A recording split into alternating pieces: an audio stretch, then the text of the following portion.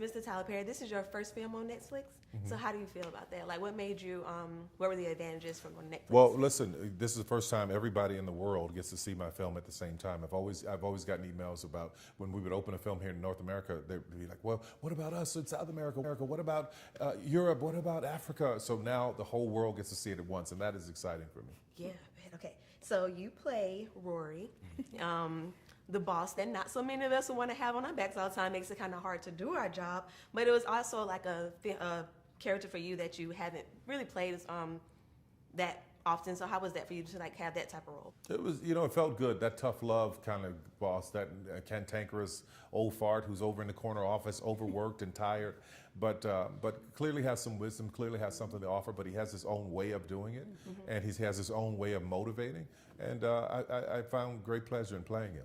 A Fall for Grace is a dramatic murder mystery with multiple black leading roles in it. Why was that so important to you? Well, listen, I'm going to always tell stories from my point of view and the way I see them. And I wasn't trained in writing or storytelling.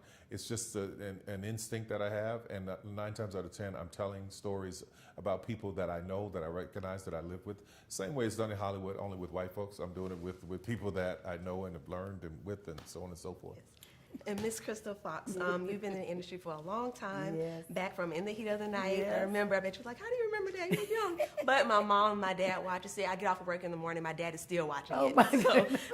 But how is it, this is your leading role in A Fall, first leading role in Fall for Grace. How is that? It's magical, and for it to be here in Atlanta where everything else started, it's just like another gift. So it's incredible. It's a once in a lifetime experience that I am in the midst of right now. Yes. And Miss Phylicia Rashad, we all know you. You're America's mom. Grew up watching you. You've been in Tyler Perry films before, but how is it being in this film? And you're kind of like a Miss Sarah, like not the Miss Phylicia Rashad that we're used to. How is it playing a different type of role? I like this very much. I like playing a variety of roles, and this role certainly afforded me that. Well, yeah, I like this. And Ms. Brescia, we know you from comedic roles and Netflix movie with Marlon. How is it playing a serious role as Jasmine and in the film? Well, I mean, I was trained theatrically, and so when you come from conservatory, you have to do everything, drama, comedy. So this was an ode back to that, really. I was honored that Mr. Perry, Tyler, he saw me. I did a small part in Acrimony, and there are no small parts, just small actors, and I made choices that he saw, and he thought of me for this, and I'll be forever grateful. Yes. Okay, I said it right. I'll be forever grateful to him for that. Ever grateful. Okay? Never be so ever grateful. You were among some phenomenal women in the industry. Miss Crystal Fox, Miss Phylicia Rashad, Cicely Tyson. How was that? I wept, and I found out actually on campus here. I call it on campus, but it is for me. It was school. I was learning and I was growing so much as an actor. And when I was told that Miss Queen Cicely Tyson was playing Alice, I literally wept in the office, and they were like, "Get yourself together." I said, "I don't know what to do," because it was so much that I was so grateful for, and I was still like, pinch me. I've never had a lead role in a film like this, so just to even see my name still up on a poster mentioned with these masters of the craft, I'm still like, I'm fine, I'm there. And Miss Crystal, you play Grace, and in the relationship, being Leave me there.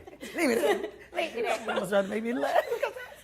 being in the type of relationship that you were in, where you there were red flags, but you still stayed, and you then eventually you got fed up and you realized what was going on. What do you want to say to people who are in those type of relationships and they see red flags, but then maybe they can't get out, but then they want to get out? Yes.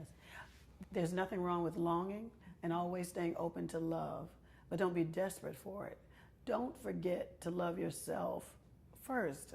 and then some, it'll be easier or clearer or more pure, and you'll recognize it for what it is, as long as you haven't forgotten how to love yourself and don't lose sense of your discernment. But when people do lose it, they do have a tendency to see what they want to see. But in her case, and I think this happens for women more times than not, and men, it's not that we just see it.